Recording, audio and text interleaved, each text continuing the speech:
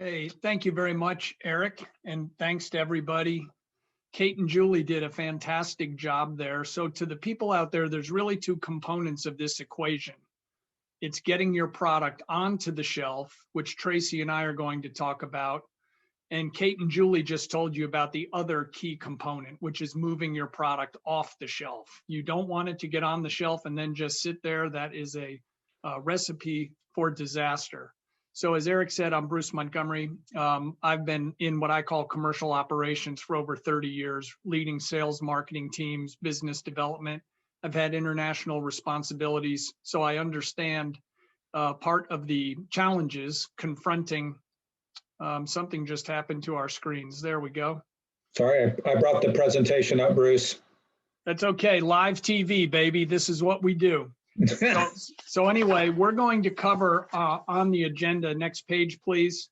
Yep. These are the points that we're going to cover, and we do encourage questions to send them through. And at the very end, like Kate and Julie, we have some contact info if you'd rather ask something one-on-one. So how do you know you're ready to come to the US market? How do you go about getting a meeting?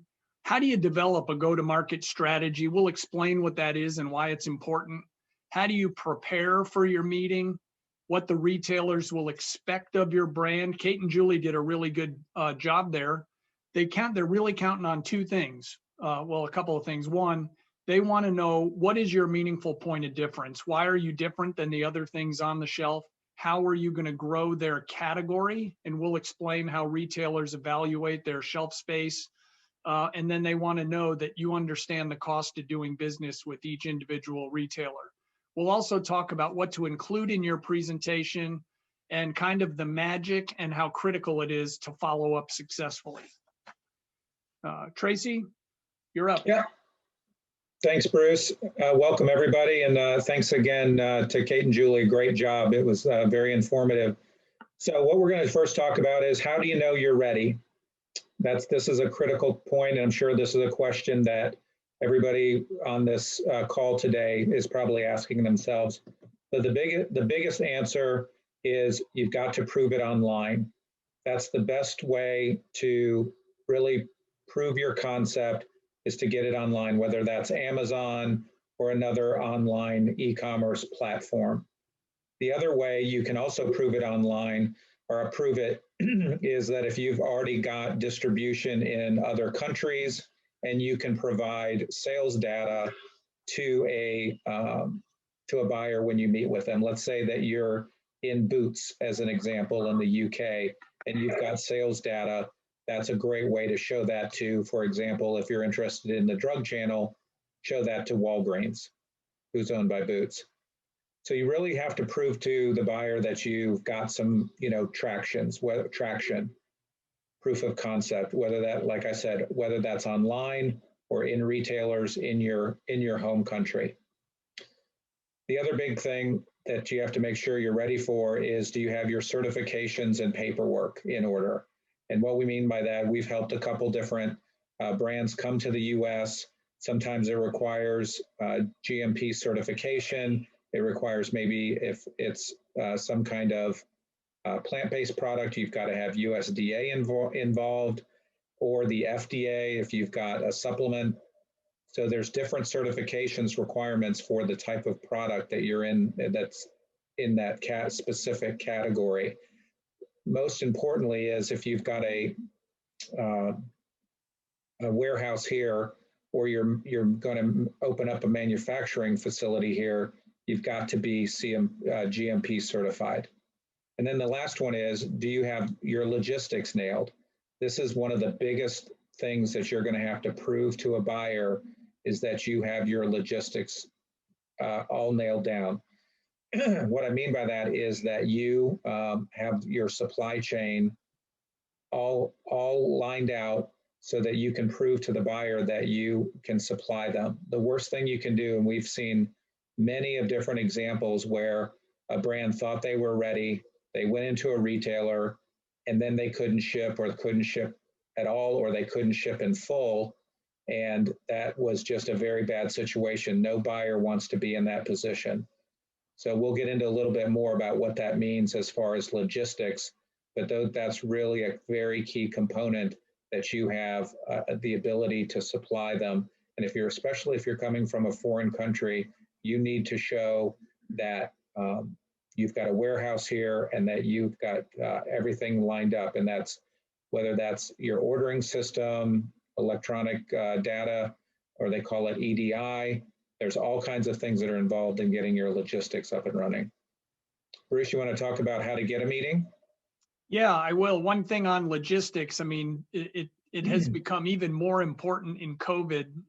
Speaking to the US market, especially right away, there was a huge difference between the haves and the have-nots that had good supply chains figured out in advance. A lot of people had to force feed it during the pandemic. And then right when you think that, having backup suppliers and backup methods may or may not be important, look at what's happening right now with that enormous ship that blew sideways and blocked the Suez Canal. If you look at the satellite image of all the ships backed up on each channel, how do you predict that, right? So all kinds of crazy things can happen. So how do you get a meeting with these retailers? Tracy and I last spring, we surveyed buyers from 12 of the major retailers here in the US.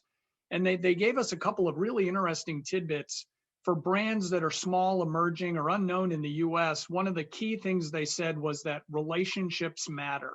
They said, I will really pay attention to a new brand or a small brand if someone that I trust and respect calls me and says, hey, you should take a look at this. If I see that a brand is getting traction online, if I see it starting to show up in the Nielsen or IRI data, that's the consumption data that shows how product is moving off the shelves here in the US.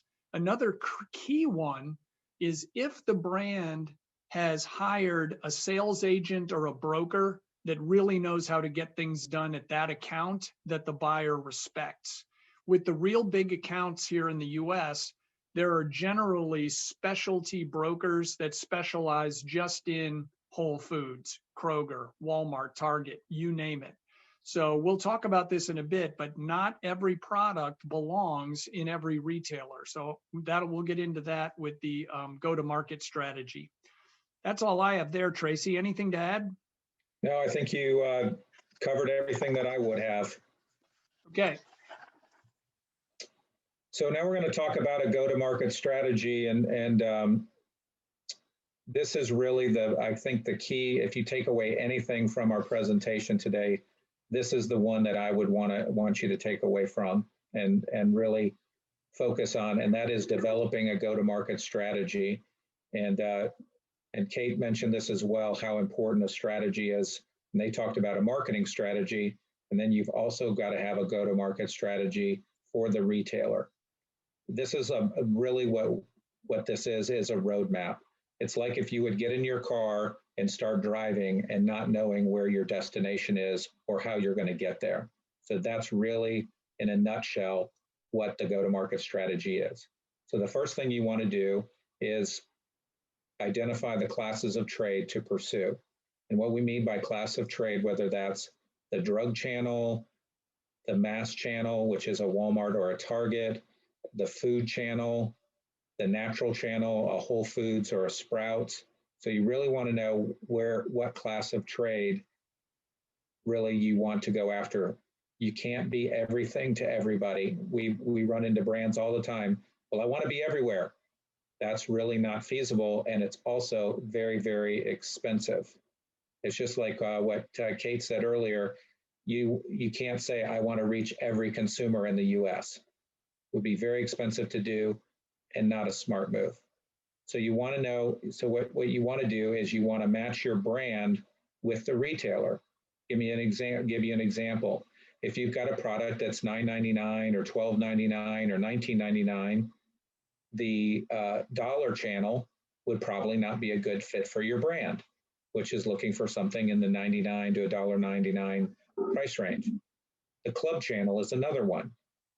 You may not have a club pack. You may not be ready for a Costco or a Sam's Club. That's something down the road.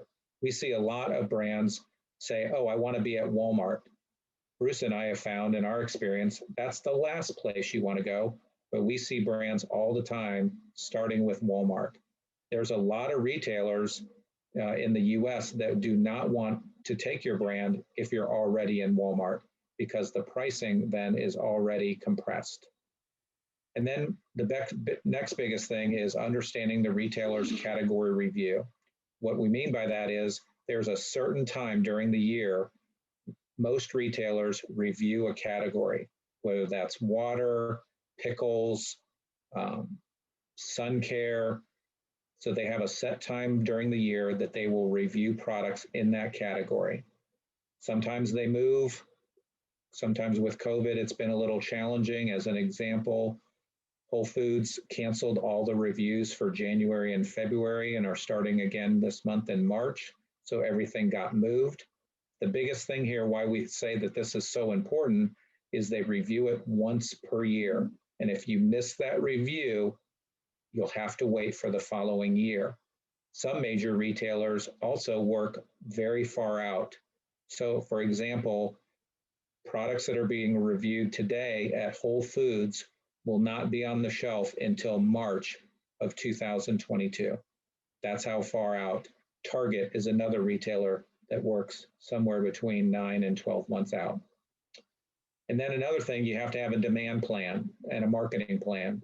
So how are you going to drive and build consumer awareness and trial for your brand? A lot of our brands that we work with sometimes celebrate getting on the shelf. And as Bruce and I have found, that's when the work really starts. It's not about just getting on the shelf, but it's about staying on the shelf. And how are you going to do that, reaching the consumer?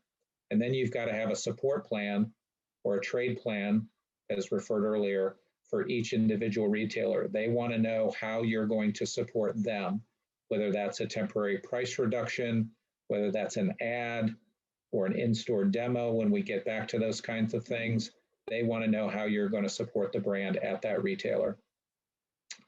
The next thing is you want to understand your pricing and your retailer margin requirements. So in your presentation, which we'll talk about next, you got to have a MSRP. And what that stands for is manufacturer's suggested retail price. Make no mistake, the retailer controls the pricing. That's why the letter S is in there, suggested. Manufacturer suggested retail price. So you may recommend $9.99, but the retailer may say, that's not enough margin for me. I'm going to retail it at $10.99. So something to keep in mind. Then you've also got to have your direct or wholesale pricing as well as distributor pricing. And there's a big difference. The distributor pricing is different because they have then a markup to the retailer for that distribution. So they charge a markup to get the product from them as a distributor to the retail shelf. Product specifications is another important factor. Got to have your UPCs, both a unit UPC and a case UPC. You've got to have all your packaging specifications, your pallet configurations, all that needs to all be buttoned up and identified in your go-to-market strategy before going to a retailer. And then, as we also mentioned, trade spending. This is a key component in your P&L, your profit and loss statement. You've got to account for slotting, off-invoice allowances, scans. All of that needs to be accounted for in your P&L. It can be a very big line item in your P&L. And then the last thing is you have to understand your cost of failure. Most retailers, if not all, require a guarantee of sale. That means that if it doesn't sell, they're going to ship it back to you. So you have to be prepared for failure. Bruce, what would you like to add? Yeah, just a couple of things. The cost of failure is really important, as is not going everywhere. We've heard brands say, oh, well, so-and-so retailer will give me a meeting. That could be not what you want, because you may want to try to cluster your brand into a certain geography of the United States. You know, we're a big country. That'll help your marketing dollars go further, because if you launch in the Midwest, you know, you really win in Chicago, Detroit, Milwaukee, versus spreading it all over the country. And also being located all over the country will really drive your transportation costs. All the points Tracey just made, if you're already feeling a little uneasy about that, it's another reason to work with a broker or sales agent that really knows the account well that you think you want to go to. They can help you nail all of these before you go. So now, how do you prepare for your meeting? You've worked hard, you've gotten a recommendation, a buyer is going to meet with you. Well, here's some tips for you.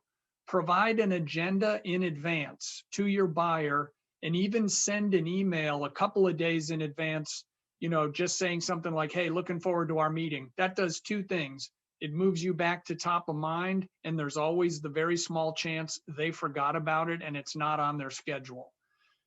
On the agenda, identify who's coming with you, because as it's been our experience and in our interviews, talking to these buyers, sometimes they like it when a lot of people come. Sometimes they don't.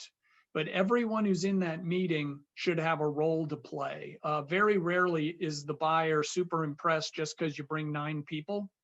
Another thing, if you're bringing a large group, make sure you understand kind of the most foundational issues of a meeting. Do you have a big enough room?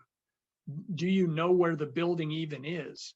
Preload anything you need onto your laptop or iPad before the meeting so that you're not counting on a wobbly internet connection inside the building and you can't, show your research or a commercial or something. Those are just all the little things you can avoid. Understand the retailer you're meeting thoroughly. Read everything you can. A big turnoff to retailers is when a new vendor, or any vendor really, comes in and says, so how many stores you opening next year? What's your new market? I mean, this is all stuff that's released in annual reports, in quarterly statements.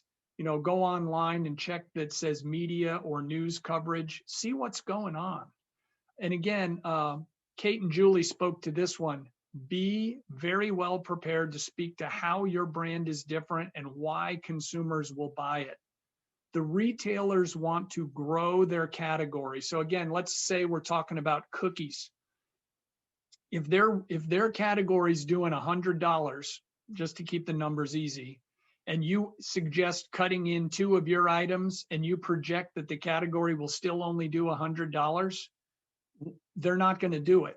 A great quote we got was, I like working with vendors that help me manage my time and space. Those are my 2 most precious commodities. So don't waste their time on things that won't sell. And then make sure that your space, the items they give you, are going to be productive on their shelf. Know that your brand fits with the retailer. High-end skincare, you probably don't want to go to Walmart or the dollar stores first. You want to take that $15 per unit item to a store where that kind of fits, a Wegmans, Chain Drug, Target. Practice your presentation. Keep it crisp and on time. Very, very often, a buyer will be late to your meeting, or they'll sit down and say, hey, I got to go 10 minutes early. So know what you can cut out, okay? And really, really avoid small talk. It's human nature to try to have a bit of an icebreaker, but just know you're burning your time. That buyer, he or she might be in there for 45 minutes. And if you want to spend 10 minutes talking about your summer vacation last year, they probably don't care. And then lastly, this is another one. Keep your presentations short. The buyers want to learn, they want to have a conversation, and they want to hear your brand story. Over the years, especially earlier in my career, I was incredibly guilty of bringing in the 5-pound, 80-page presentation where I had thought of every possible question on planet Earth. It's not what they want. It's not what they want. Why are you different? How are you going to help grow their category? And how are you going to support this brand? Make them care. Tracey, anything to add here? Yeah, a couple things that wanted to highlight. One thing is make sure you bring samples. And Kate and Julie mentioned this. It's really important. Mock-ups are great, but they really want to touch, feel, and try the product. Now, of course, that's hard to do. these days, and that's why we have ECRM, and ECRM then recommends sending samples, and the buyers will request samples in advance.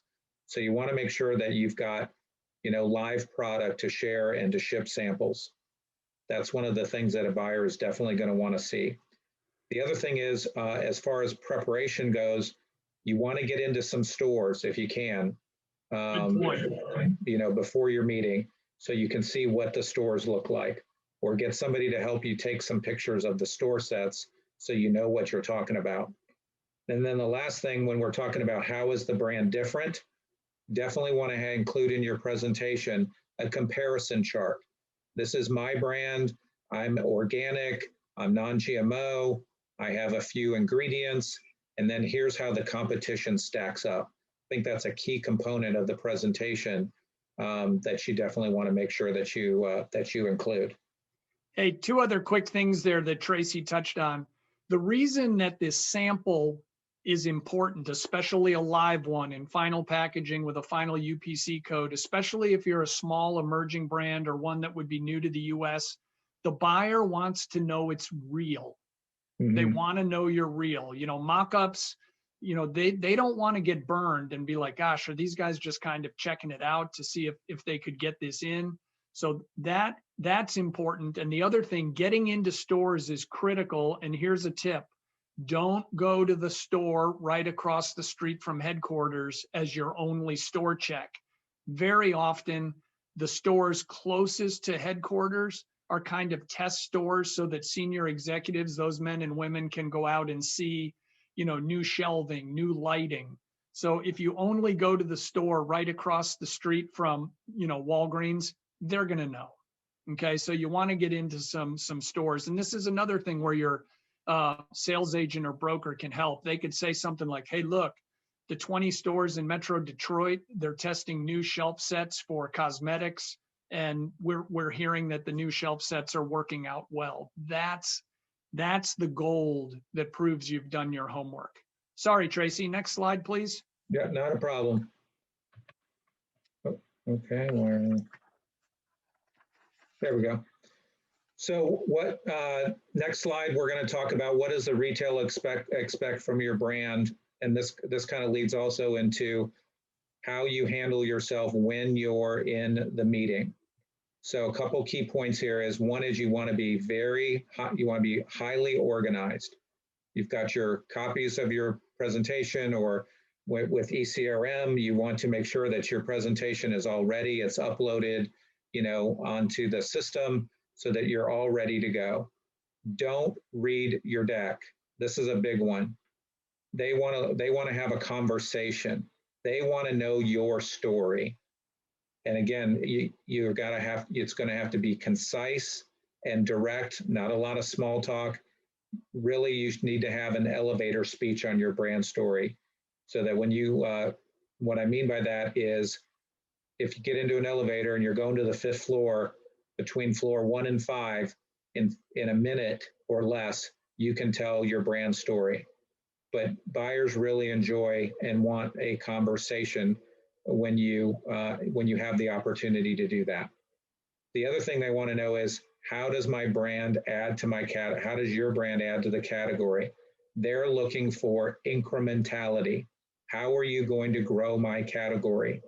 As Bruce always uses the example of, am I the 5th gluten-free cookie coming to market?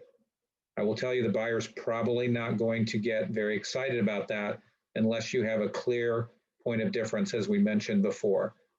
So really want to make sure that you are providing that point of difference and how your brand is going to grow their category.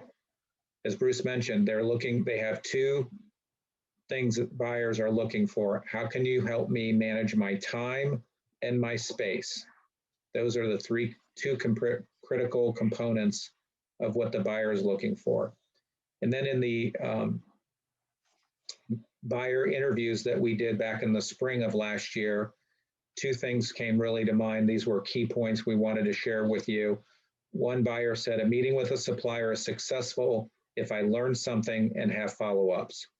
Then another buyer said, a great meeting ends with alignment on what each of us is to do next. So those are directly from buyers that we interviewed, and I think very pertinent to our discussion today. And the other thing they said is they want to work with people that know how to get things done in that account.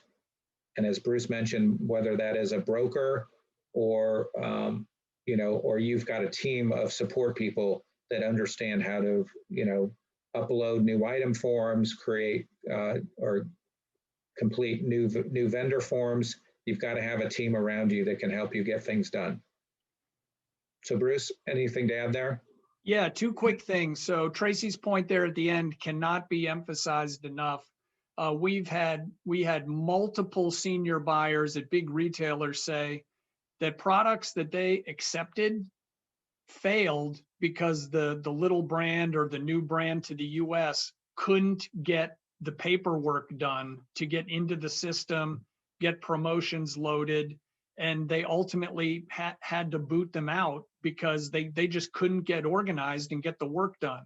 The other thing that all the buyers said was their advice to everyone, whether you're a huge company like Procter & Gamble or J&J or a small one, they said, don't be needy.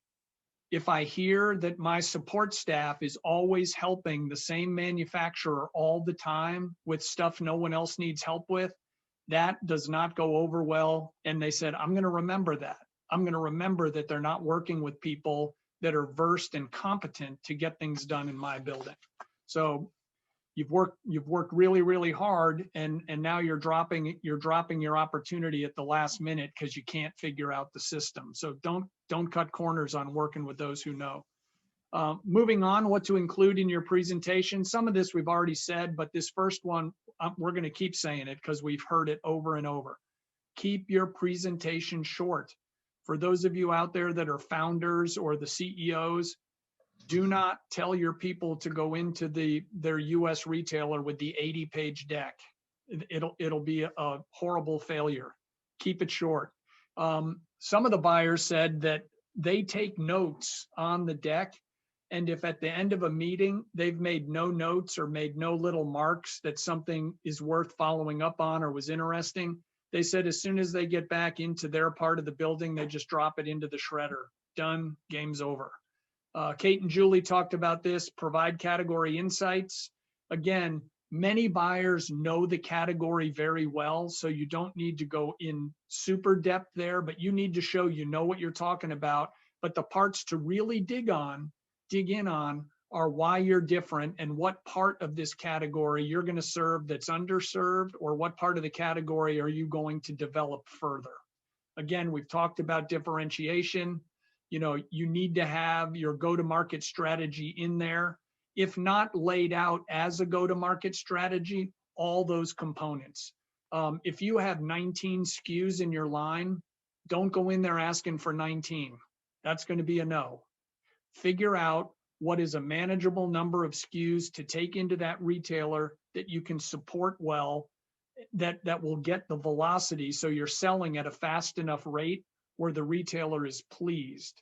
I mean, there's a whole nother discussion which we don't have time for, but a good sales agent or broker can help you. You need to understand the metrics of each individual retailer. What does it take to be successful? How fast do you need to be turning? What kind of financial support does the retailer expect back from your brand in that category? Slotting charges. Lots of these items we've heard, entrepreneurs say, well, I'm just not going to pay slotting. Folks, that's a huge cost. That's a huge profit center for many of these companies. In the OTC market, if that's where you are, if you wanted to try to go to full distribution nationally, you need to budget about $250,000 in SKU. So having too many SKUs out there not only way overcomplicates your supply chain, it ties up a ton of money in slotting costs, inventory build, shipping, warehousing. Inventory is necessary and critical, but too much inventory is the enemy. Again, you got to prove that your supply chain is figured out and reliable, and make sure that you have time along the way for questions. Not always at the end. If you can tell by looking at your buyer that he or she is confused or kind of raises the eyebrow that you've really struck a nerve that interests them, dig in at that point. Again, the more conversational your meeting, the more they're probably learning, the more they're engaged, and the better your opportunity. Tracy, anything to add here? Yeah, just one thing on the category insights. I would say not only category, but also consumer insights. So if you have got a product that's on trend and you can prove that out with research that you've either done or found on the internet, that really does quite help improving your value. Buyers want to learn. So if you can teach them something and they can walk away with a little nugget from your meeting, you've won. Hey, one other thing to add there, Tracy. Another thing that we heard from a lot of the buyers is, don't rely on notes too much, and don't read, and don't do the slow reveal, like keep your product under the desk and have the drum roll and the ringmaster from the circus. Just pull it out. It's a real turnoff for these people, because you have to understand, when on days when they're seeing suppliers, they might see anywhere from 6 to 10 in a day. So you may think you're being clever. It just comes off as kind of weird and staged. Just, get to the point and do that. And also in the US, there are certain accounts that are not allowed to keep more than, say, one sample, because there's lots of gift giving rules. So if they take one but give you back 5, don't be offended. It might just be policy. Again, a good sales agent will tell you what you can and can't do. Tracy? Yep. So here's really, this is our last slide, and then we'll open it up to some questions. But this is really where the rubber meets the road, and it's all about follow-up. Bruce and I see so many times, opportunities fall through the cracks due to lack of follow-up. Provide written follow-up 48 hours after your meeting. That is just a critical benchmark for you to adhere to. You want to be on time. You want to be aggressive. You want to know that you're interested in doing business with them. Your buyer also may follow up within that same time frame if they owe you something. Let's say you have a meeting and they say, "Oh, I'll send you the new item forms." Great. You should expect those, within a 24 to 48 hour period. If you don't get them, reach out. "Hey, Sally, great meeting. Hey, you were going to send me the new item forms. I really want to get on this." Sometimes a buyer in the meeting will not give you a deadline. That's a test to see how aggressive you are and what your follow-up skills are. So again, as I mentioned, paperwork can kill you. It can kill a deal. So there's a lot of paperwork involved. Some retailers are easy, some are very hard. The bigger retailers are very, very labor intensive to get set up, not only as a new vendor, but also your new item paperwork. Some big vendors like Walmart, like Walgreens, like Target, have their own portals that you have to go into, fill out the forms, and upload them. It's a very long, arduous process. That's why you've got to get on it immediately. So like we said, we see a lot of brands fail because they can't get their paperwork done or set up in the system. And as Bruce already mentioned, don't be needy. Don't call the buyer or the buyer's assistants 5 times a day asking questions. Figure it out and get the work done.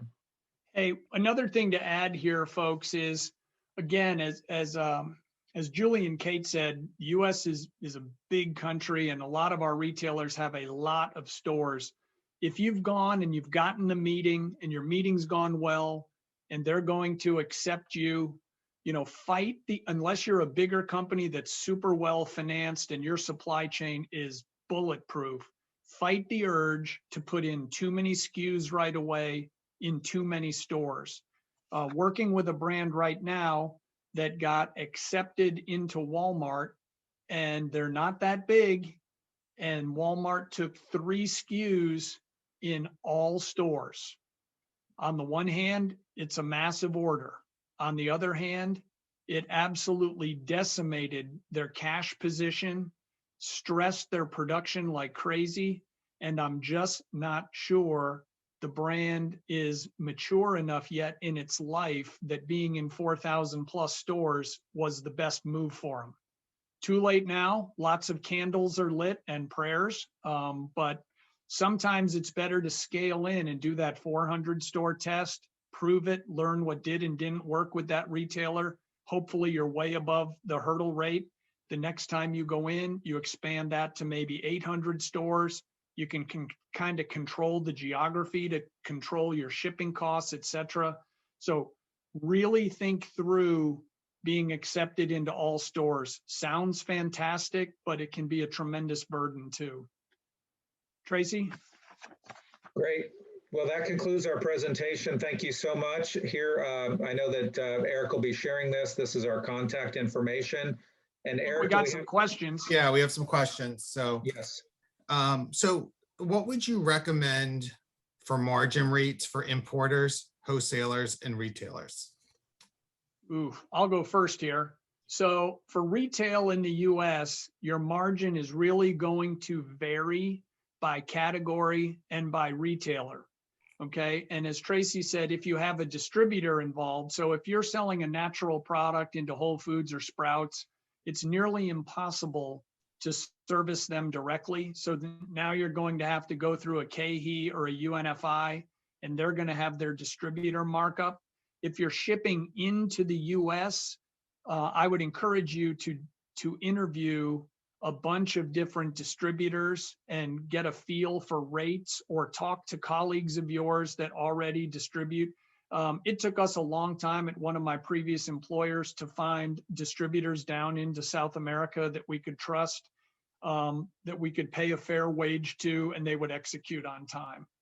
If you'd like, you can send us an email at the email here if your question is more specific than that. But Walgreens margin requirements are different than Target's, or different than Wegmans, and then it varies by your category. Tracy, Right. Anything to add to that one? Yeah, that's very true. The margin on a food product is very much different than an HBC product versus a beverage. So it just really does vary by the retailer and by the category.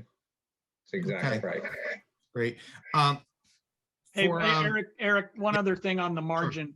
Again, folks, a sales agent can help you, because if that sales agent tells you what that retailer is going to expect for margin, don't even go in there if you're going to propose one that's not at least going to hold their margin or preferably be accretive. If you go in and say you're bringing them a new item that carries some risk at a lower margin, probably not going to be a great meeting. Sorry, Eric. No problems. So the next question is, how much information would you suggest to send as your initial email to a potential buyer, and which format is most appreciated? Great question. I'll take that one, Bruce. So what you want to do is you want to send an email, and you want to send them a one-page, and I underline one-page sell sheet that tells your brand story, provides them some pricing, provides them some information on how they are different. Make your email very short. Buyers don't read, they're time-starved these days. So short and direct to the point. I'd like to introduce my brand to you. I've attached a sell sheet. I'd be happy to send you samples. Can we get on the phone, or can I meet with you at next week's ECRM? I'm going to be a part of that. So whatever that is, but short, sweet, to the point, attach a sell sheet. Yeah. The one other thing I would add to Tracy's comments is, especially during COVID, and who knows how everyone's work environment will change, is we heard from lots of buyers. It's like, look, I'm looking at new items after my kids go to bed, or I have dinner with my spouse. So I'm allocating like 10 minutes at a time. So Tracy's comment on specificity and brevity is perfect. The other thing we've seen work is include a link if you have the type of product that's unique, where a little demo or a very short video, don't send them Jurassic Park. They're not going to watch it. But if you've got like a 10-second video thing because you have a tablet that dissolves in water, and now kids can take their vitamin without having to swallow a pill, something like that, that's compelling and might move you a little bit further up the list of new vendors they'd like to potentially meet or go deeper with. And one more point on that too, Eric, is if a brand and if you're already set up on Range Me, you can send them the link and they can look at the products as well. The thing you don't want to do is send your whole presentation. They'll look at it and then there's no reason for them to meet. They think they have all the information. They're like, oh no, thanks, I pass. You want it to be a teaser email. Great, that's great. So, you know, we talk a lot about UPC numbers on a package for US retailers. Can they also use an EAN barcode instead, or is it one or the other? No, it needs to be a 12-digit UPC with a check digit. So it's got to be in the US format that every retailer in the country takes. Okay, great.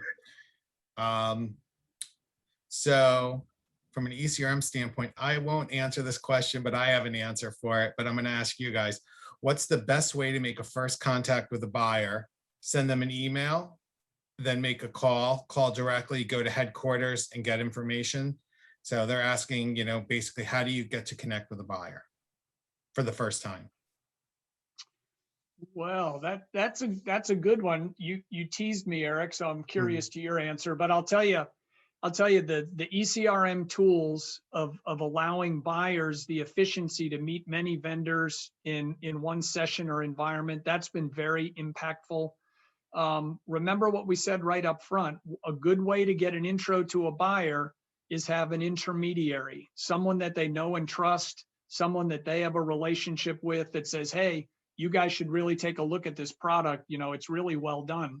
If that is gold in terms of getting them to take your call, odds of showing up at headquarters and dropping something off, not a great move. And especially in the COVID environment and with all the security, that might actually backfire on you. But also talking to a sales agent that may specialize in Target or specialize at Wegmans, you call them up and say, hey, I've got a cookie. How do you recommend I approach the buyer? And they can coach you that way. Tracy? Yeah, so I know what Eric's going to say, so I won't steal his thunder, but my approach is reach out to the buyer, send a tickler or teaser email with the attached sales sheet, ask where you can send samples, and also for a call or a meeting at an upcoming ECRM, and then a follow up then with a phone with a phone call. Hey, I just want to make sure you got my email. I'd really like to chat about my product. Eric? Yeah, that's great. You know, obviously ECRM, this is what we do. You know, so if you've never met with a retailer, we're going to put you in a one-to-one space with them. You're going to get their contact information. You'll have that first visit, and then you really have to take it from there. You know, you may need a sales broker, you may not. You may, there's so many other steps. But from the first, what you're asking is from the first step, ECRM has a great solution for you. And if you want to reach out to me, you're more than welcome to. Do you guys have time for like 2 more questions? Yeah, go ahead, Eric. All right, so this one's an easy one. Would you have more than 2 people from your company in a meeting? I'll take this one, Tracy. With a buyer. Yeah, and I'll say this, it depends, okay? And here's why. If it's just sort of a standard meeting, you're gonna come in, talk about your 10 or 12 page deck, put your sample on the table, and then talk about your marketing plan and how you're going to support the retailer. 2's probably fine.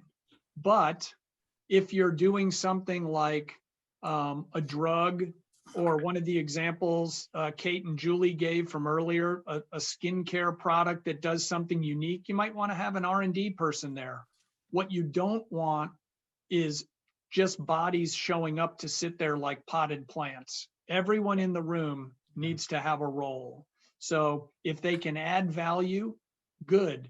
Another little tip we'd give is, we heard from all the buyers, especially with smaller companies, bringing the CEO doesn't really matter unless they're going to be helpful. Because sometimes these men and women, they've built a business, they're proud, they'll just take up a lot of the time. And remember, that buyer's giving you 45 minutes. And if the CEO talks for 20 about stuff that's not germane to your meeting, guess what you have now? 25 minutes. Tracy? Yeah, in the ECRM example for you, Eric, I would say no more than 2 people on an ECRM call. maybe 3 at the most. But again, like Bruce said, everybody's got to have a role. What you don't want to do is outnumber the buyer, 3 or 4 to 1. I had a client at one time and met with a retailer, and he thought that he would bring his whole team, and I'm talking like 10 or 12 people, because he thought that would be really great to show the retailer how supportive they could be to them. And it was an absolute disaster because, as Bruce mentioned, only 1 or 2 people spoke and everybody else sat there, and that's not what you want. So the key point here is, if everybody's got a role, great. If they don't, then I would leave them out. And the most successful eCRM meetings I've had are the ones where there's it's either 1-on-1 or 2-on-1, sometimes a retailer, and it'll tell you on the eCRM website how many buyers are coming. So if you've got, a Walgreens and you've got a product or a category manager and an assistant a category manager, 2-on-2, 3-on-2 is okay. You get 4 or 5 people in there and it doesn't go well. Yeah, this is also a reason to send that agenda with the roster of attendees. So especially in the post-COVID world, at least some meetings will go back to being at headquarters, I would have to imagine.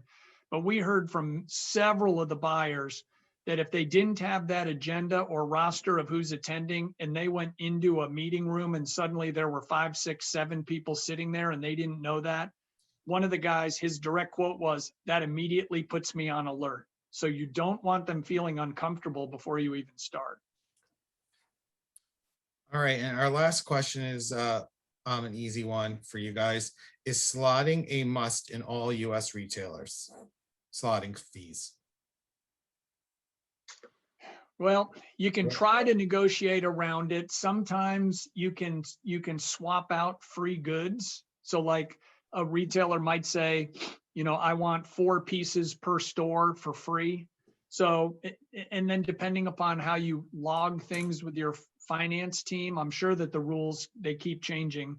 But some companies used to put free fill as cost of goods. Others put it under trade promotion A&P. Odds are you're going to pay that. I mean, there's a few accounts that still don't take slotting, but now they're doing some things like warehouse holding fees, which is sort of the same thing. If you build a business plan in the US around the assumption you will pay no slotting, you should actually go open a consulting firm immediately, because you'll have more business than you can possibly imagine. Slotting is a profit center for these retailers. Yeah, let me just chime in on that. Yeah, I would say 90% of the retailers are going to charge some kind of slotting. Of course, it is negotiable. You can try to negotiate it. Some retailers will tell you this is what we charge, no negotiation. Some will work with you, but there will be some kind of fee or free fill to get on the shelf in the retail world here in the U.S. And if you're not paying a slotting, they're going to want some kind of robust, support plan. So go into this knowing that getting on a retail shelf in the U.S. is going to cost you money. So another tip for the smaller brands and new brands to the U.S. is be flexible. Because another thing that has worked for me over the years, and that we heard from these retail buyers, is a lot of the times, they're under the gun to deliver a certain number of people from their vendor universe into new programs. So it might be a new digital program, or it might be a digital coupon program. Always ask, what's important to them. As you build your bridges with your buyers, they'll tell you their metrics, they'll tell you what they're working on, but you got to ask them. So if this buyer is really under the gun to get 4 people into their new digital advertising program, ask about it. Doesn't mean you have to do it, but at least evaluate it. It shows you're open-minded and you're not just a robot that's going to, say no. If you say no too often, you'll stop getting opportunities brought to you. So if you can be known as helpful, flexible, that you can move faster and make your decisions quicker than the big guys, that'll be a benefit to you as well.